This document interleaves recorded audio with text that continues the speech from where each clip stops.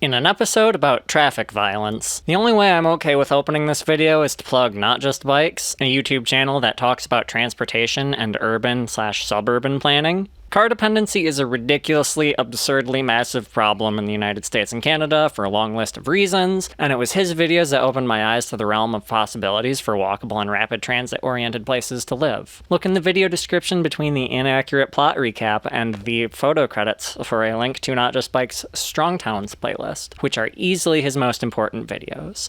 With that said, hi, I'm Torin, and welcome to Torin Loves The Simpsons. Today we're looking at Season 2, Episode 10, Bart Gets Hit by a Car, an episode where Bart gets hit by a car. Let's dive in.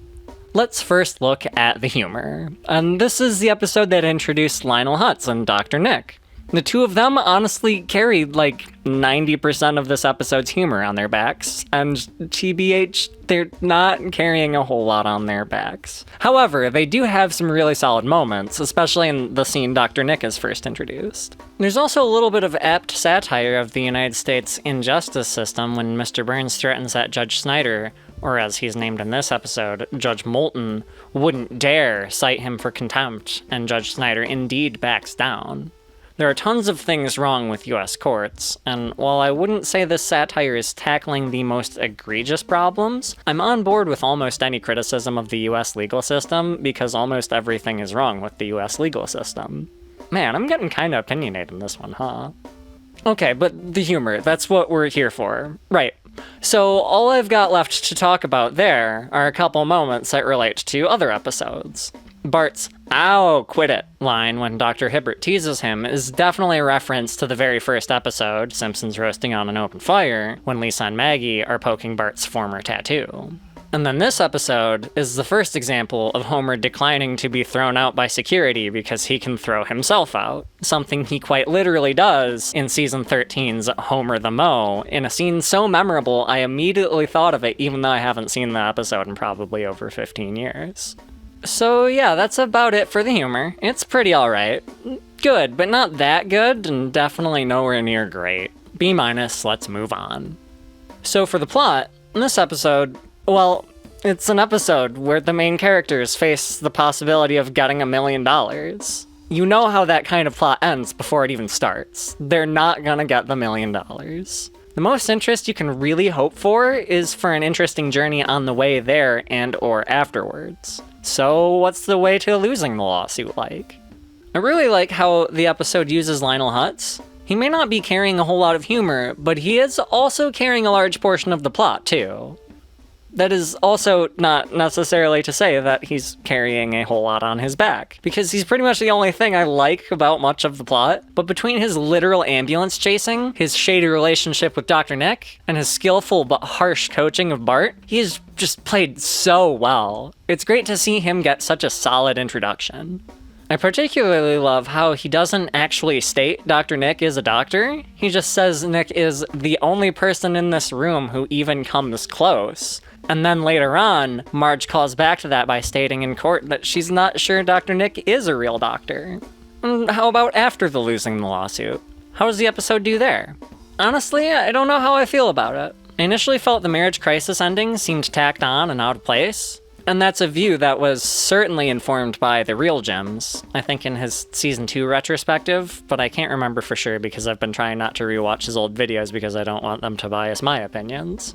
And yeah, the ending does take a bit of a weird turn, where all of a sudden Homer is doubting his love for Marge. And on one level, I agree with the real Gems, or at least what I remember of what he said, that it doesn't feel connected with the rest of the episode and it's out of character for Homer. But the fact that you never expect Homer to question his feelings towards Marge also kind of makes it hit harder. It's unexpected. It had already been pretty well established that Homer's deeply devoted to his marriage, and the show would certainly go on to more fully and firmly establish so, and that's what I find compelling here. It's still not great, but it gives the episode enough of a climax, I guess. This episode also introduces the blue-haired lawyer, who gets some pretty great use later on. And in addition to being the first to feature Phil Hartman as a guest star, this time voicing Lionel Hutz and the escalator voice in Bart's near-death experience, it was also the first to feature Doris Grau as Della, Hutz's secretary. Her work in later episodes as Lunch Lady Doris is just wonderful, and I really can't wait to get to some episodes with her so we can discuss the impacts that testicle count has on the iron content of horse parts. Not to show my cards too soon, but pretty much every Lunch Lady Doris appearance ever is pure gold. I hope both Doris Grau and Phil Hartman are resting in peace. I am grateful for their contributions to the show. Kinda interesting that they both made their first appearances in this episode and neither of them survived to the year 2000. Conspiracy, anyone?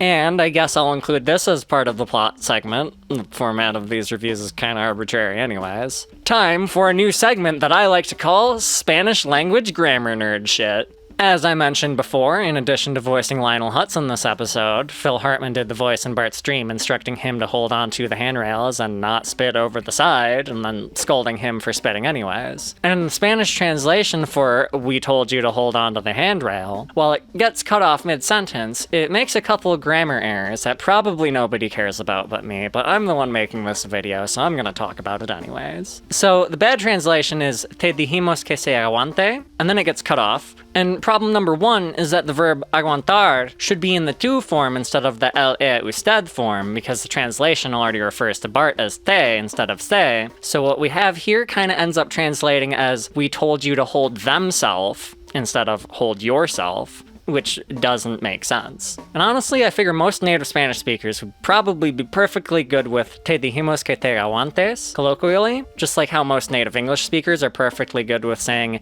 "if I was" instead of "if I were," because most of us don't know what subjunctive mood is. But to be fancy, textbook correct Spanish, the subjunctive should be past subjunctive instead of present subjunctive, which is a difference we literally don't even have in English, so there isn't a way for me to explain what's wrong with it to people who speak only English. We only have one subjunctive tense, and again, most people don't even use it when it does differ from the indicative mood. But so technically, that translation should be "te dijimos que te aguantaras," or to be real old school, "te dijimos que te aguantases." And that, my dear viewer, concludes the incredibly long-winded first installment of my new segment, Spanish Language Grammar Nerd Shit. For anyone who actually bore with me through all of that, thank you. Anyways, time to rate the plot. It's okay, B-.